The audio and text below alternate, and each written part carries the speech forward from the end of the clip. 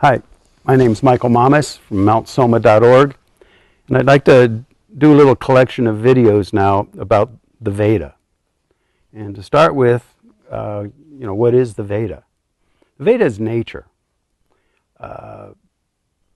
Physics studies nature, so in a sense you could say that physics studies the Veda.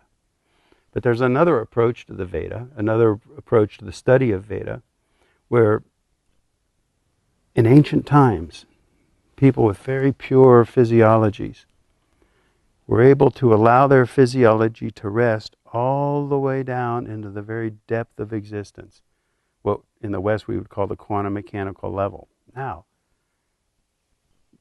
to hear that is great, but when you really start to get that the human physiology has the capability of traversing all the different levels of existence, from the physical to the emotional, all the way down to the quantum mechanical, all the way down to the transcendental, that one thing that was the source of all things, you see, the unified field of physics. When you get that the human physiology has that potential, you understand a lot. You understand a tremendous amount, and it creates a whole new context for your relationship with all of life.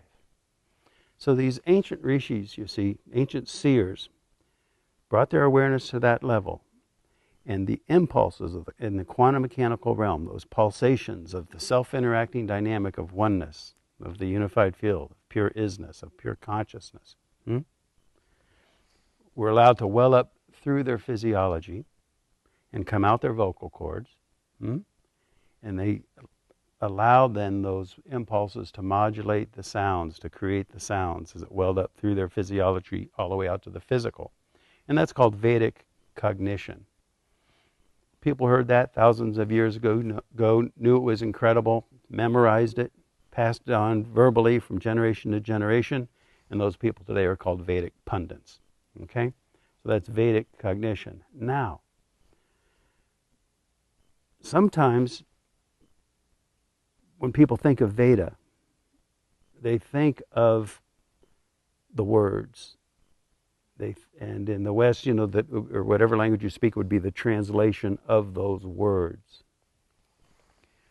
But the Vedic level, the transcendental level, is not a concretion. It's not specific words. It's an abstraction. It's a little bit like the electron. An electron on the very surface of life, you grab onto it, it's a particle, it's a point in space and time with a charge and all like that.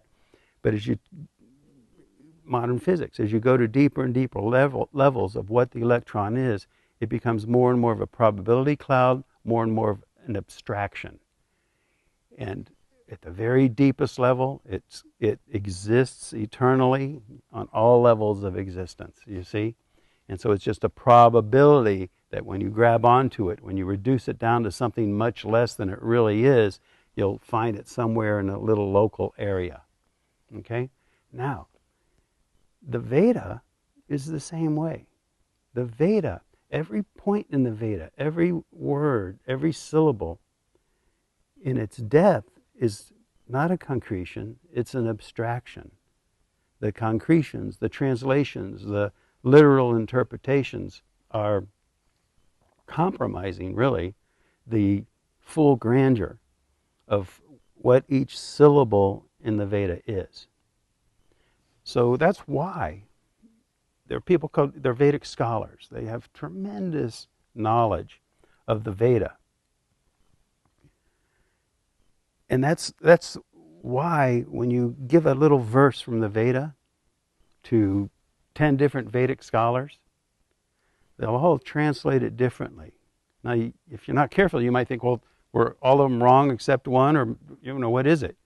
And no, that's not the way it works, because they're all pulling a different aspect of the knowledge contained within that verse.